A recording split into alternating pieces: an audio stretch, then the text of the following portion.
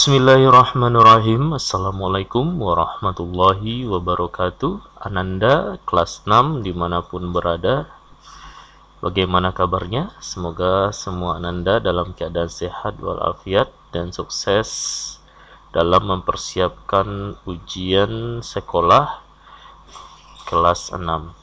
Baiklah Ananda, pada video kali ini kita akan membahas contoh-contoh soal ujian sekolah dasar mata pelajaran Pendidikan Agama Islam Budi Pekerti.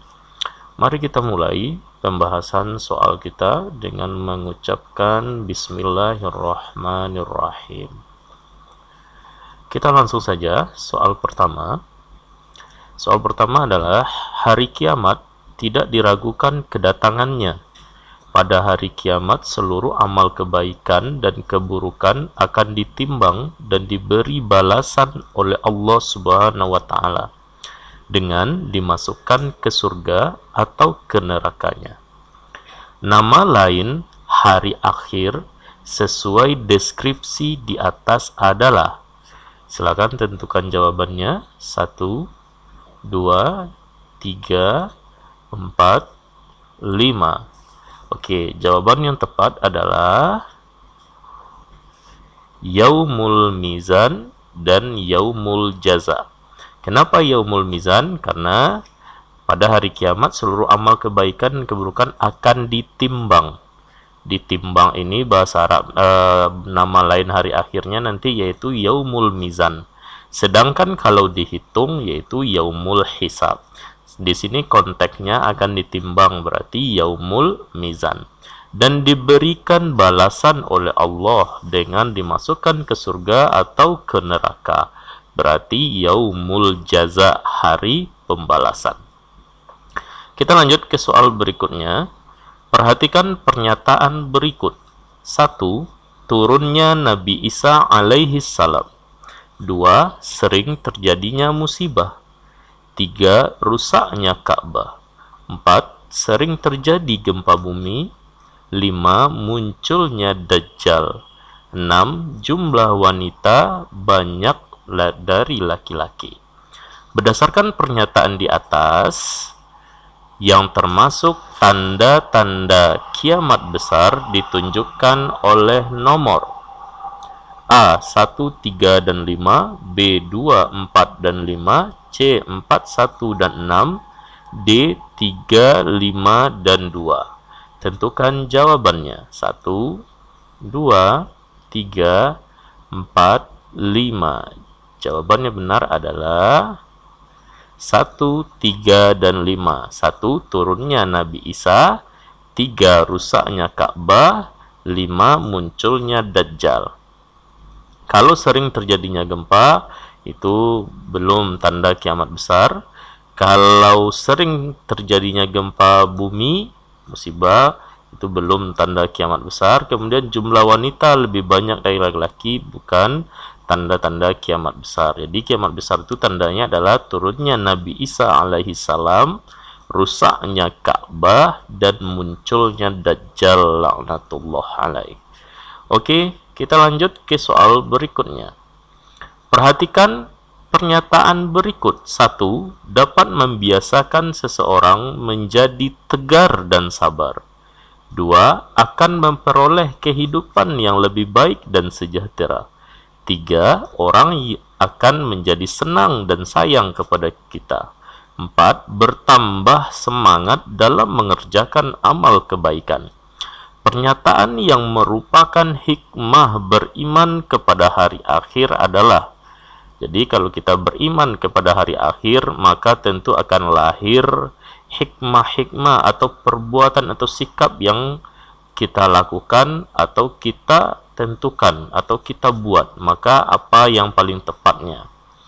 A. 1, B. 2, C. 3, D. 4. Tentukan jawabannya. 1, 2, 3, 4, 5.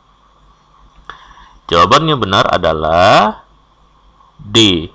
Bertambah semangat dalam mengerjakan amal kebaikan. Seorang yang paham, yang beriman dengan hari akhir, tentu dia akan sadar bahwa kehidupannya tidak abadi. dia akan berpindah ke kehidupan berikutnya, maka tentu dia akan bertambah semangat mengerjakan amal-amal kebaikan selagi di dunia, dan dunia dijadikannya sebagai ladang amal untuk kebaikannya di hari akhir nanti. Oke, kita lanjut ke soal berikutnya.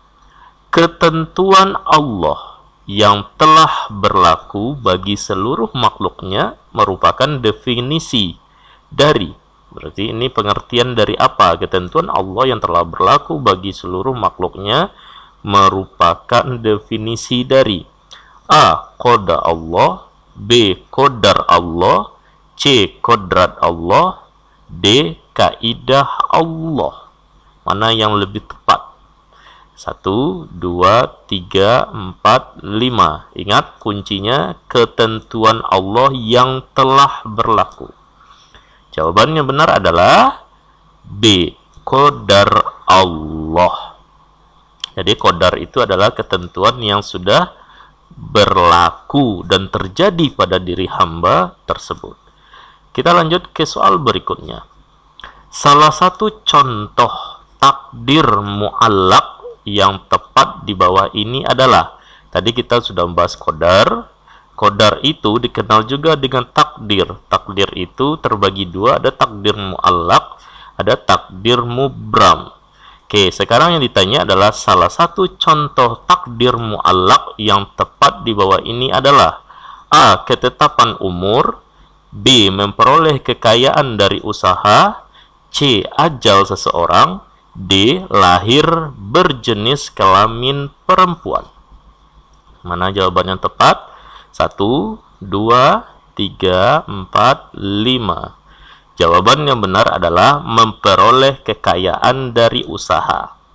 Jadi, takdir mu'allaq itu berhubungan dengan ikhtiar. Jika kita ingin kaya, maka butuh usaha. Jika Ananda ingin menjadi sukses belajar, maka butuh rajin belajar. Oke, sedangkan takdir mubram itu sebaliknya, itu berhubungan dengan umur, ajal, jenis kelamin kita. Itu ketetapan yang sudah Allah tentukan dan tidak bisa kita robah. Oke, itu ketetapan umur kita hidup berapa tahun, itu takdir mubram. Ajal seseorang, kapan kita meninggal, di mana, bagaimana, itu takdir mubram.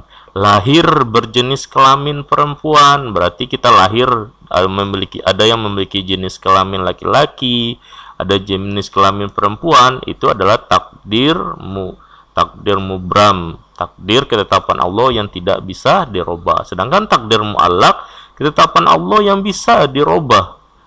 Terus ketetapan Allah yang bisa dirubah melalui ikhtiar. Ini contoh tadi. Jika kita ingin kaya, maka kita berusaha, memperoleh kekayaan dari usaha, memperoleh menjadi anak yang juara kelas karena rajin belajar. Oke, kita lanjut soal berikutnya. Qadar Allah terhadap makhluknya ada yang tidak dapat diubah dan ada yang dapat diubah. Berikut ini implementasi atau penerapan iman kepada qada dan qadar Allah dalam kehidupan sehari-hari adalah, tadi sudah dijelaskan bahwa ada qadar itu yang tidak dapat diubah, ada yang dapat diubah. Maka sebagai bentuk implementasi keyakinan kita beriman kepada qada dan qadar tersebut, maka dalam kehidupan kita sehari-hari harusnya bagaimana? A. Menjalankan aturan sekolah, apakah ini tepat? B. Rasyid menjadi juara kelas karena rajin belajar. C. Menghargai teman yang berbeda keyakinan. D. Menyerahkan segala hasil usaha hanya kepada Allah. Jawaban yang tepat adalah D. Menyerahkan segala hasil usaha hanya kepada Allah. Jika kita yakin dengan dengan adanya qada dan qadar yang telah ditetapkan Allah kepada kita, maka apapun yang kita lakukan, apapun yang kita usahakan, maka usaha tersebut akan kita serahkan atau kita tawakalkan kepada Allah Subhanahu wa Ta'ala. Jika kita berhasil, maka kita ucapkan alhamdulillah, syukur kepada Allah. Jika hasilnya kurang kita harapkan, tidak sesuai harapan kita, maka kita bersabar. Jadi jawaban yang tepat adalah D. Kita lanjut ke soal berikutnya. Perhatikan gambar di samping. Berdasarkan gambar di samping, perilaku saling menghargai terhadap sesama manusia dapat diterapkan adalah, lihat gambar di samping ini, ada orang yang duduk, kemudian di sini juga, kemudian ada tunjuk tangan, ada kayak berbicara seperti diskusi atau musyawarah. Maka jawaban yang tepat adalah A. Menerima setiap pendapat dalam musyawarah dan mengambil keputusan sesuai dengan suara terbanyak. Suara terbanyak, konteksnya apa tadi? Perilaku saling menghargai terhadap sesama manusia. B. Tidak menghargai teman yang berbeda. Ini bukan. C. Hanya berteman dengan teman yang seide dan sependapat saja. Ini kurang bagus. D. Membuat kegaduhan jika pendapat tidak disetujui. Jawaban yang tepat adalah A. Menerima setiap pendapat dalam musyawarah dan mengambil keputusan sesuai dengan suara terbanyak. Jadi berdasarkan gambar di samping, perilaku saling menghargai itu yang cocok adalah menerima setiap pendapat dalam musyawarah dan mengambil keputusan sesuai dengan suara terbanyak. Kita lanjut ke nomor berikutnya. Nabi Muhammad SAW terkenal sebagai seorang yang jujur, baik ketika berkata maupun berbuat di mana saja, sehingga dengan kejujurannya ia diberi orang Arab gelar Al-Amin. Pelaksanaan perilaku jujur dapat juga kita terapkan dalam kehidupan sehari-hari, yaitu A. Ketika dititipi uang oleh orang tua untuk membayar SPP, segera dibayarkan. B. Tidak mencontek saat ujian tryout. C. Sejak kecil senang membantu orang lain. D. Selalu mengerjakan tugas tepat waktu. Oke, di sini konteksnya Nabi Muhammad terkenal sebagai seorang yang jujur, baik ketika berkata maupun berbuat di mana saja, sehingga dengan kejujurannya ia diberi orang Arab gelar Al-Amin. Pelaksanaan perilaku jujur dapat diterapkan dalam kehidupan sehari-hari, yaitu, ayo, ini jujur yang berhubungan dengan diri sendiri maupun orang lain. Oke, mana yang lebih tepat? Jawaban yang tepatnya adalah ketika dititipi uang oleh orang tua untuk bayar SPP, segera dibayarkan. Segera dibayarkan. Apakah ini atau B. Tidak mencontek saat ujian tryout? Oke, jawaban yang tepat adalah B ya. Jawaban yang tepat adalah B. Tidak mencontek saat ujian tryout. Kalau ketika dititipi uang oleh orang tua untuk membayar SPP, segera dibayarkan, ini namanya amanah. Ini namanya amanah. Kuncinya salah tulis tadi. Oke, jadi untuk soal ini jawaban yang tepatnya adalah tidak mencontek saat ujian tryout. Oke, berikutnya, ayah dan ibu telah berjasa mengasuh dan membesarkan kita.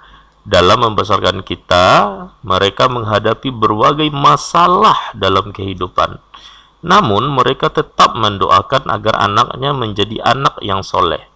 Perilaku kita yang benar kepada orang tua adalah A. Membentak dan kasar kepadanya. Ini kurang bagus. B. Bersabar atas keadaan orang tua. C. Kecewa dengan keadaan orang tua.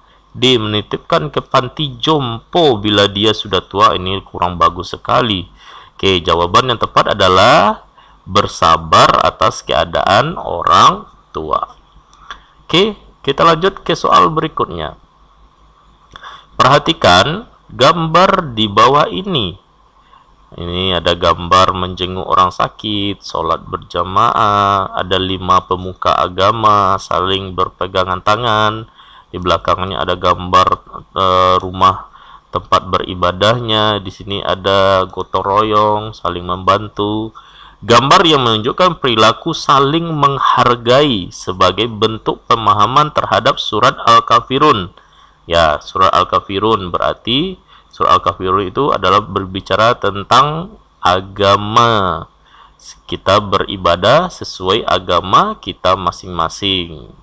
Oke, jadi tidak mengganggu, tidak mengurus agama orang lain ataupun cara ibadah orang lain. Jadi gambar yang sesuai adalah A, B, C, D.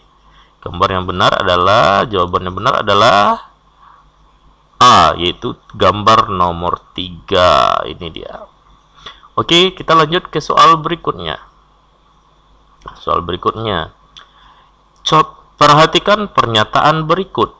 1. Berniat untuk berwudu. 2. Mencuci kedua telapak tangan. 3. Berkumur-kumur kemudian istinsya. 4. Membasuh wajah. 5. Mengusap kepala. 6. Tertib.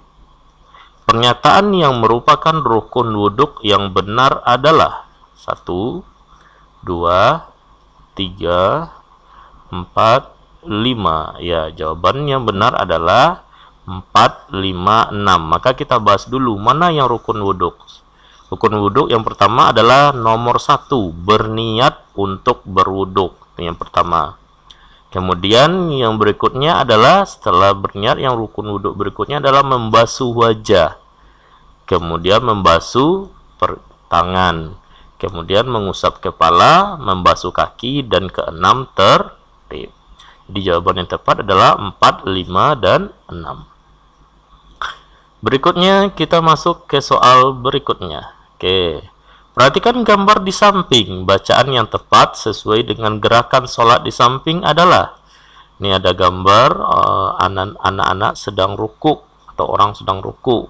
Maka jawaban yang tepat, bacaan yang tepat berdasarkan gerakan ini adalah 1, 2, 3, 4, 5. Jawaban yang tepatnya adalah Subhana Rabbiyal Azimi. Subhana Rabbiyal Azimi. Ini yang paling tepat. Oke, Subhana Rabbiyal Azimi. Oke, berikutnya soal berikutnya. Salat merupakan ibadah yang sudah ditetapkan oleh Allah Subhanahu wa taala kepada hambanya yang dikerjakan sesuai petunjuk Allah Subhanahu wa taala. Salat akan memberikan hikmah yang bermanfaat jika dilaksanakan dengan sempurna, memenuhi syaratnya, rukunnya, dan ikhlas tentunya karena Allah Subhanahu wa taala. Berikut ini yang merupakan hikmah ibadah salat adalah: A. Ikut merasakan rasa lapar yang dirasakan orang miskin. B. Dapat mencegah dari perbuatan maksiat dan kemungkaran. C. Menambah berkahnya harta yang diperoleh. D. Hidup damai dan menyebarkan keselamatan. Jawaban yang tepat adalah 1, 2, 3, 4, 5. Jawaban yang tepat adalah dapat mencegah dari perbuatan maksiat dan kemungkaran. Oke, soal berikutnya. Perhatikan beberapa pernyataan berikut ini. 1. Islam, baligh, berakal sehat, dan kuat berpuasa. 2. Menyegerakan berbuka, mengakhirkan makan sahur, makan dan minum yang manis, berdoa ketika berbuka. 3. Niat di malam hari, menahan diri dari yang membatalkan dari terbitnya fajar hingga terbenamnya matahari. 4. Hilang akal, murtad, dan muntah disengaja. Berdasarkan pernyataan di atas yang merupakan rukun puasa terdapat pada nomor A1, B3, C2, D4. Nomor berapa yang paling tepat? 1, 2, 3, 4, 5. Yang ditanya adalah rukun puasa yang benar terdapat pada nomor. Jawaban yang benar adalah pada nomor 3. Niat di malam hari, menahan diri dari yang membatalkan puasa dari terbit fajar hingga terbenamnya matahari. Oke, lanjut. Perhatikan beberapa pernyataan berikut ini. 1. Menahan segala yang membatalkan dari terbit fajar sampai terbenamnya matahari. 2. Islam, baligh, berakal sehat. 3. Menyegerakan berbuka, mengakhirkan sahur, berbuka dengan yang manis-manis, hilang akal, murtad. Berdasarkan pernyataan di atas yang merupakan syarat wajib puasa terdapat pada nomor syarat wajib pada nomor 2, yaitu harus beragama Islam, baligh, berakal sehat. Oke, soal berikutnya. Bacalah beberapa ketentuan ibadah berikut. 1. Dilaksanakan sebanyak 2 rakaat. Dilaksanakan sebanyak 8 atau 20 rakaat. Dilaksanakan dengan bilangan ganjil. Dilaksanakan pada malam hari bulan Ramadan. Dari beberapa pernyataan di atas yang termasuk ketentuan pelaksanaan sholat tarawih terdapat pada nomor 1, 2, 3, 4, 5. Mana jawaban yang benar? Jawaban yang benar adalah 2 dan 4. Dilaksanakan sebanyak 8 atau 20 rakaat. Dilaksanakan pada malam hari di bulan Ramadan. Berikutnya, membayar zakat merupakan rukun Islam yang keempat. Zakat merupakan kewajiban agama yang dibebankan atas kekayaan seseorang menurut aturan tertentu, yakninya sudah mencapai nisab dan sudah mencapai haulnya, sudah mencapai ukurannya dan sudah mencapai jangka waktu tertentu 1 tahun atau 2 tahun. Karena Islam melarang menumpuk harta. Berikut ini yang merupakan pengertian zakat adalah: A. Harta yang wajib dikeluarkan kepada orang yang berhak menerimanya karena telah memenuhi persyaratan yang telah ditetapkan. B. Menahan diri dari segala yang membatalkan dari terbit fajar sampai terbenam matahari. C. Menyengaja beribadah ke Mekah. D. Suatu perbuatan yang dimulai dari takbir dan diakhiri dengan salam. Jawaban yang tepat adalah A. Harta yang wajib dikeluarkan kepada orang yang berhak menerimanya atau mustahik karena telah memenuhi persyaratan yang telah ditetapkan, sudah mencapai nisab atau sudah mencapai haulnya. Bagi zakat fitrah ada juga syarat yang telah ditetapkannya. Kalau zakat fitrah, harta yang wajib dikeluarkannya berarti makanan pokok. Kalau zakat mal berarti emas, perak, uang, perkebunan, dan sebagainya. Kalau menahan diri dari segala yang membatalkan puasa dari terbit fajar sampai terbenam matahari berarti ini adalah pengertian puasa. Kalau menyengaja beribadah ke Mekah berarti ini adalah pengertian haji. Kemudian suatu perbuatan yang dimulai dari takbir dan diakhiri dengan salam berarti ini pengertian dari sholat. Jadi jawaban yang tepat pengertian zakat adalah A. Lanjut soal nomor berikutnya. Perhatikan tabel berikut. Nomor 1, ada hikmah ibadahnya. Nomor 1, mensucikan dan membersihkan harta dan jiwa. 2, dapat mencegah dari perbuatan keji dan kemungkaran. 3, mendapatkan haji yang mabrur. 4, ikut merasakan rasa lapar yang dialami orang miskin. Pada tabel di atas yang termasuk hikmah zakat terdapat pada nomor 1, 2, 3, 4. Ya, jawaban yang benar adalah nomor 1, mensucikan dan membersihkan harta serta jiwa. Berikutnya, membayar zakat merupakan rukun Islam yang keempat. Zakat merupakan kewajiban agama yang dibebankan atas kekayaan seseorang menurut aturan tertentu. Karena Islam melarang menumpuk harta. Berikut ini yang merupakan pengertian zakat adalah: A. Harta yang wajib dikeluarkan kepada orang yang berhak menerimanya karena telah memenuhi persyaratan yang telah ditetapkan. B. Menahan diri dari segala yang membatalkan dari terbit fajar sampai terbenam matahari. C. Menyengaja beribadah ke Mekah. D. Suatu perbuatan yang dimulai dari takbir dan diakhiri dengan salam. Oke, berarti ini tadi sudah, yaitu jawaban yang tepat adalah A. Harta harta yang wajib dikeluarkan kepada orang yang berhak menerimanya. Berikutnya contoh soal tentang zakat. Ahmad mempunyai seorang adik. Ahmad mempunyai seorang adik bernama Zahwa, serta memiliki ayah dan ibu. Bulan Ramadan, Ahmad wajib mengeluarkan zakat fitrah. Jumlah zakat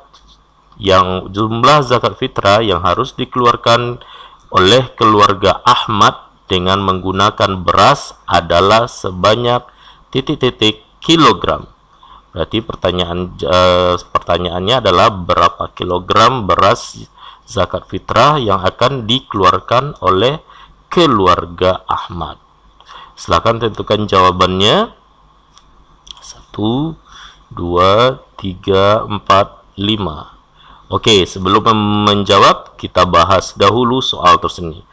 Pertama, kita ketahui dulu atau kita cari tahu dulu berapa jumlah keluarga Ahmad.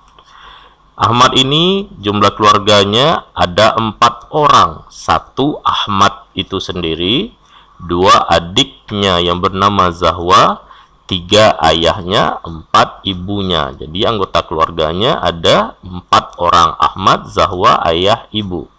Kemudian yang ditanya adalah berapa jumlah yang harus dikeluarkan dalam bentuk kilogram beras. Kemudian bagaimana cara menjawabnya? Pertama, Ananda harus tahu dulu berapa ketentuan zakat fitrah. Berdasarkan yang ada di buku PAI, ketentuan zakat fitrah untuk 1 jiwa atau per orang itu adalah 2,5 kg untuk ukuran kilogram dan 3,5 liter beras bagi ukuran liter. Jadi sekarang kita pakai kilo. Ketentuan zakat fitrah 1 jiwa atau per orang berdasarkan buku PAI adalah 2,5 kg. Kemudian jumlah keluarga, kemudian rumus yang dipakai adalah jumlah keluarga dikalikan dengan 2,5 kg. Maka menjadi 4 orang kali 2,5 kilo. Maka hasilnya 10 kilogram. Maka jawabannya adalah D, 10 kilogram. Berikutnya, contoh soal terakhir. Ia berjasa mengembangkan Cirebon sebagai pusat dakwah dan pemerintahannya kemudian berubah menjadi Kesultanan Cirebon. Keteladanan dari Sultan Gunung Jati adalah, jadi Sultan Gunung Jati ini merupakan salah satu sunan atau wali songo, yaitu wali songo yang terakhir, yaitu Sunan Gunung Jati. Apa keteladanannya berdasarkan cerita ini atau pernyataan ini dan berdasarkan kisah atau sejarahnya? A. Memberikan contoh dalam bercocok tanam. B. Berdakwah dengan budaya setempat seperti wayang. C. Memberikan contoh yang baik dalam bekerja. D. Berdakwah dengan syair keagamaan. Mana yang tepat? Keteladanan yang telah diajarkan dan diberikan oleh Sunan Gunung Jati. Mana yang lebih tepat? 1, 2, 3, 4. Jawaban yang tepat adalah C. Memberikan contoh yang baik dalam bekerja. Memberikan contoh yang baik dalam bekerja. Oke, Ananda, inilah pembahasan soal kita tentang ujian sekolah mata pelajaran Pendidikan Agama Islam Budi Pekerti. Kami doakan semoga Ananda maksimal dalam persiapannya. Jangan lupa diulang-ulang materinya. Semoga Allah mudahkan dalam menghadapi ujian tersebut. Akhirul kalam, assalamualaikum warahmatullahi wabarakatuh.